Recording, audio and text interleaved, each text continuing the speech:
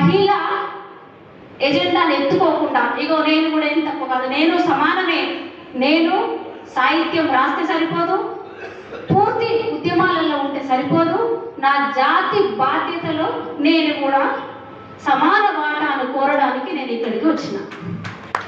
సమాన వాట కావాలి మనకు. ఇక ఓపా 25 సంవత్సరాల రజతోత్సవ వేడుకలకు ఇంత పెద్ద ఎత్తున మన ప్రజలు హాజరైనందుకు సామాజిక బాధ్యత, జాతి బాధ్యత ఉన్న మీ అందరికీ కృతజ్ఞతలు. ఇక గద్దె సత్యనారాయణ గురించి, ద్రోణాచార్య గురించి పదే మాట్లాడతాం. ఎందుకంటే ఒక సినిమా ఉంటుంది, పెళ్లిగానే ప్రసాద ఏదో సినిమా ఉంటుంది, చాలా ఆలస్యంగా పెళ్లిళ్ళు జరుగుతాయి. అట్లా వద్దు అంటే నేను వివాహ పరిచయ వేదికకు అతిథిగా వచ్చిన కాబట్టి చెప్తున్నా. అయితే లేట్ మ్యారేజ్ చేసుకోవద్దు.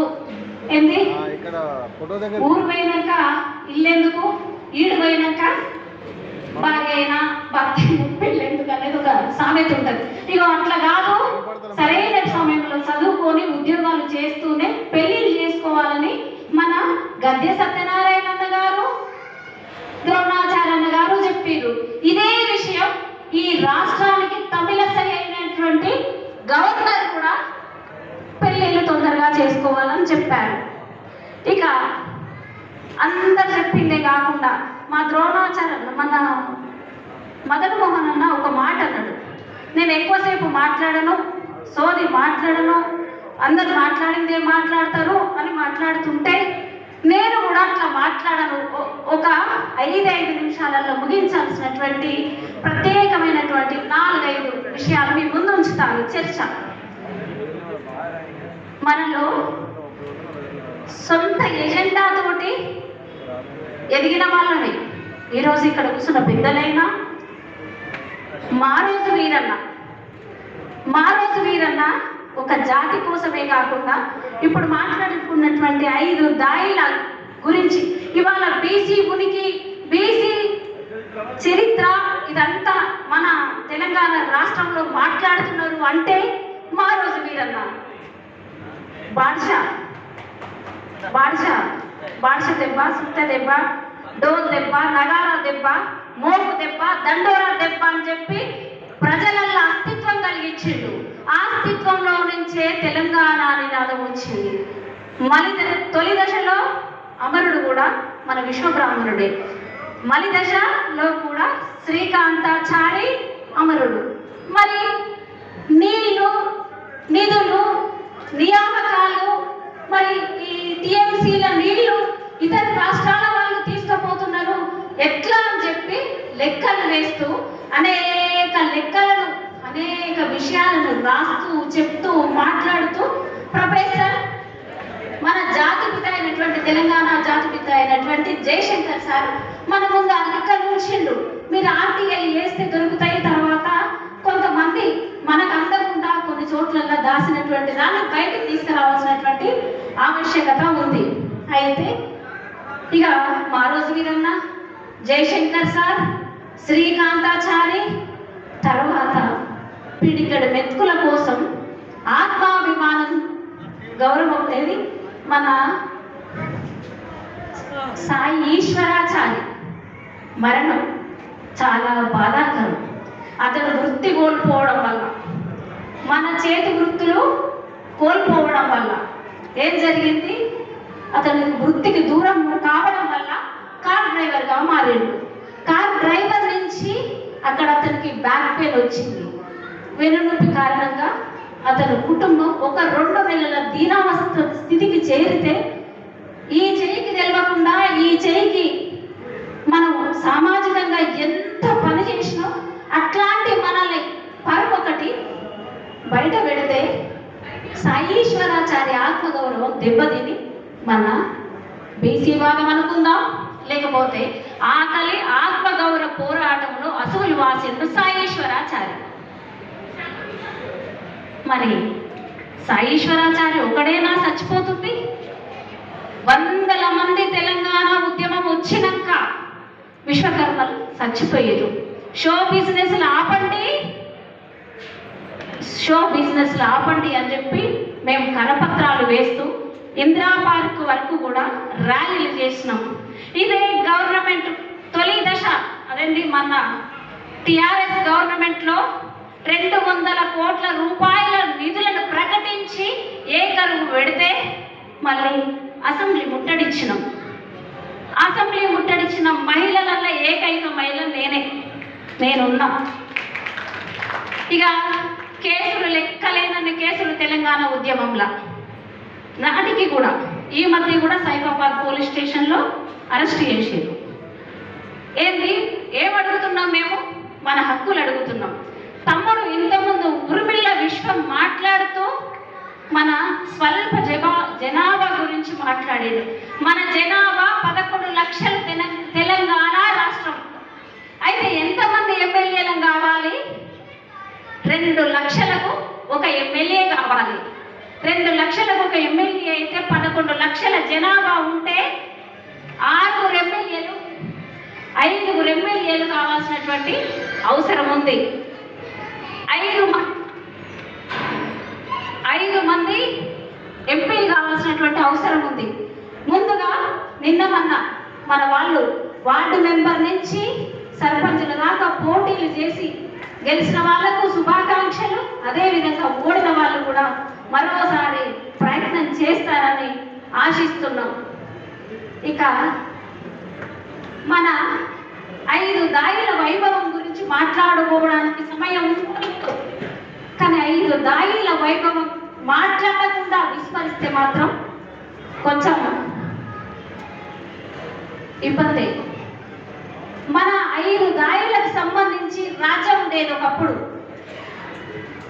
ఈ రాజ్యాన్ని విశ్వకర్మ రాజ్యాన్ని ఎవరు పరిపాలన చేసిర్రు అంటే 1200 శతాబ్ది నుంచి 13, 14 శతాబ్ది వరకు ధవళేశ్వర ప్రభువులు మనల్ని పరిపాలన చేసినటువంటి సందర్భం. అట్లా మనకు రాజకీయ వ్యవస్థ ఆ రోజు నుంచి మనకు కూడా మన విశ్వకర్మ సామ్రాజ్యం ఒకటి ఉండే దాన్ని మనము జగిత్యాల డిఎస్పి బ్రహ్మశ్రీ దుష్యంత్ రఘుచంద్ర గారికి స్వాగతం, సుస్వాగతం.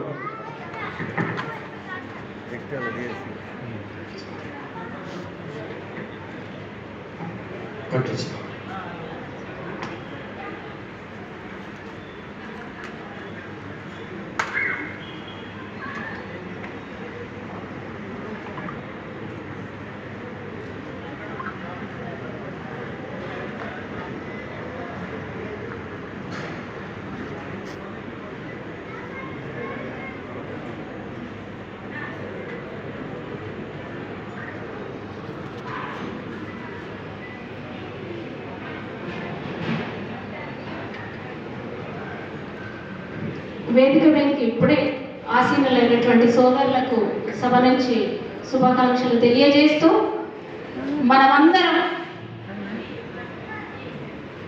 కలిసి పనిచేయాల్సినటువంటి అవసరం ఉంది. ఓపా సంఘానికి మాత్రమే కాదు, తదితర రాష్ట్ర సంఘాలు ఎట్లా ఉన్నాయో ఏం సంగతో వాటి గురించి నేను మాట్లాడను.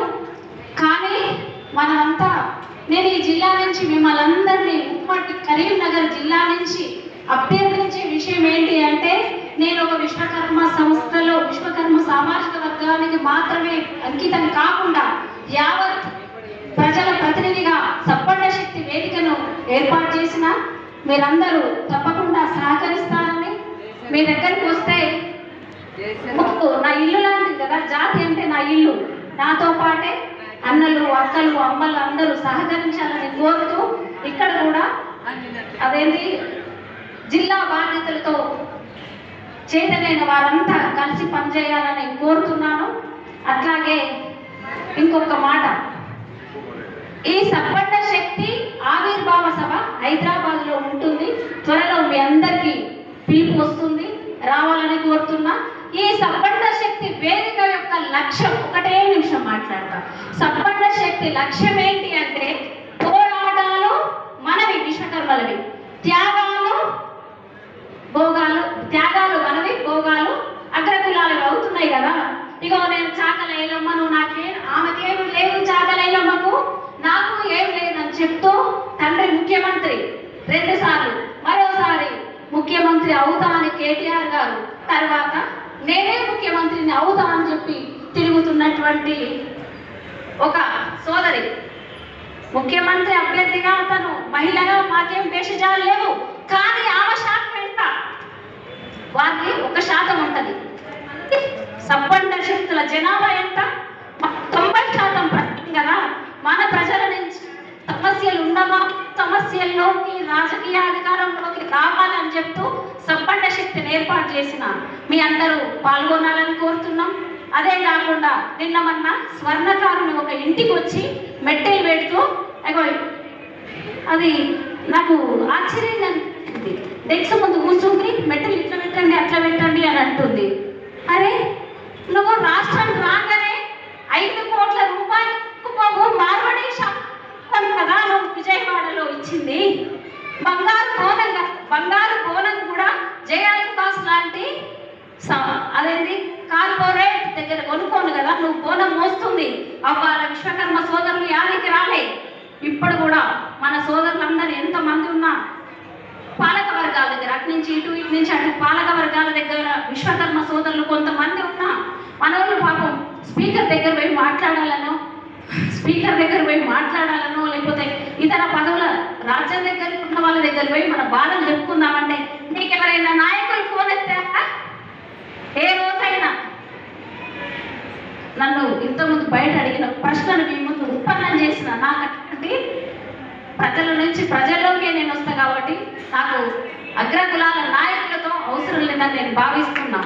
వృత్తి నుంచి నేను వృత్తి విలువలను, నా ఎజెండా ఏంటి అంటే వృత్తి విలువలను ఇగో మన ఏంటిది కార్పొరేట్ జయాలుకాస్, కళ్యాణ్ జ్యువెలరీ, ఇంకా అనేక జ్యువెలరీలు ఐక్యాపారం ఇచ్చారు. మన 5 వృత్తులకు సంబంధించిన షోరూమ్లను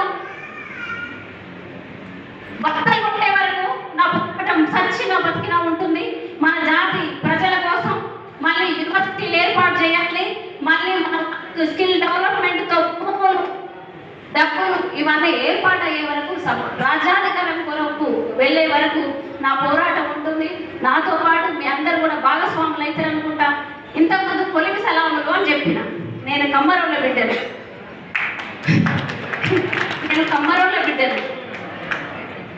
నన్ను అవసరం ఎందుకు ఇచ్చిర్రు?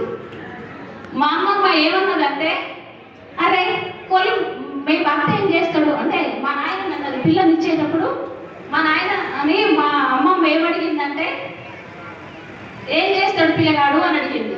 అంటే బంగారం పని అని చెప్పిండు మా నాయన. అరే మళ్ళా కొలిమి తెచ్చి కుప్పట్ల అది బూడిదే ఇది బూడిదే కదా అన్నది.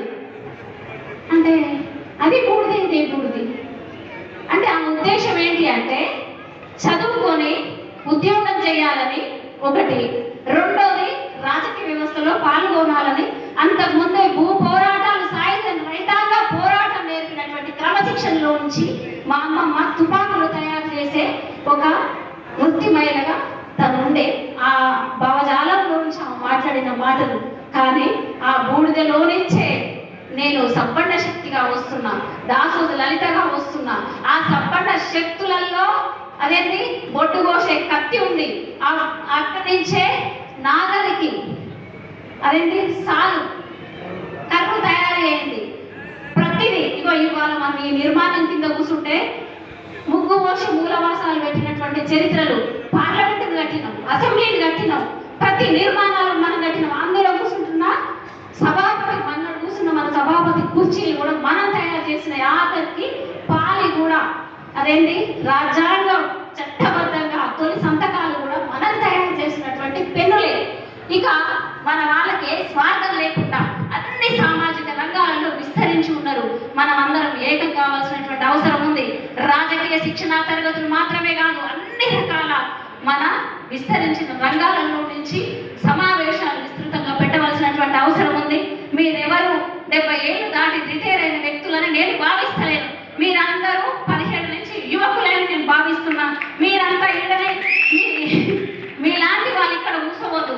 రండి హైదరాబాద్ పోదాం, రండి రంగారెడ్డి జిల్లా పోదాం, నల్గొండ జిల్లా పోదాం, ఇంకా ఆదిలాబాద్ పోదాం, మహబూబ్ నగర్ పోదాం, రాష్ట్ర వ్యాప్తంగా నేను ఇక్కడ విన్న విషయం అంతా నేను అన్ని జిల్లాలకు మోసుకుపోతా. చాలా సంతోషంగా ఉంది. ప్రతి సభకు నేను మన వేములవాడ ద్రోణాచార్యులను, పెద్ద సత్యనారాయణను ఆహ్వానించాలనే కోరుకుంటున్నా. నాకు మళ్ళొకసారి కూడా అవకాశాలు రావాలని కూడా భావిస్తున్నా. ఇక మీ ఉద్యోగస్తులంతా ఈరోజు పెట్టిన మాకు అన్నం కూడా భోజనం పెట్టింది కదా, అన్నదాత సుఖీభవ అని తెలుపుతూ అనేక కార్యక్రమాలకు మీరు భాగస్వామ్యం అవుతారు. వృత్తుల వాళ్ళు కూడా త్వరలో మీకు భాగస్వామ్యం అయ్యేటట్టు సహకరిస్తాం. ఈ అవకాశం ఇచ్చినటువంటి సోదరులకు గాలిపల్లి శంకర్ అన్నకు ప్రత్యేకంగా ధన్యవాదాలు తెలుపుతూ, సమయం చాలా సేపు తీసుకుంటే మన్నించొద్దు. సోదరి లలితకు ధన్యవాదాలు. ఒక సూచన, కుంపట్లో ఉండేది నిప్పు, పొలిలో ఉండేది నిప్పే. రెండిట్లో లోహాలను కరగబెడతాము, రెండిట్లో అతుకుతాం. కాబట్టి బంగారానికి ఇనుపు అతికింది. మీరిద్దరు, మీ కుటుంబం సుఖంగా ఉంది కాబట్టి సంతోషంగా ఉన్నారు. ఇలాంటిది అందరూ మీరు పాటిస్తే మంచిది. పొలివు వేరే, కుంపటి వేరే కాదు, రెండు ఒకటి. ఇప్పుడు జిల్లా వేవ గౌరవాధ్యక్షుడు బ్రహ్మశ్రీ గద్దె జీవితశాచారి గారు సభను ఉద్దేశించి ఒక నిమిషం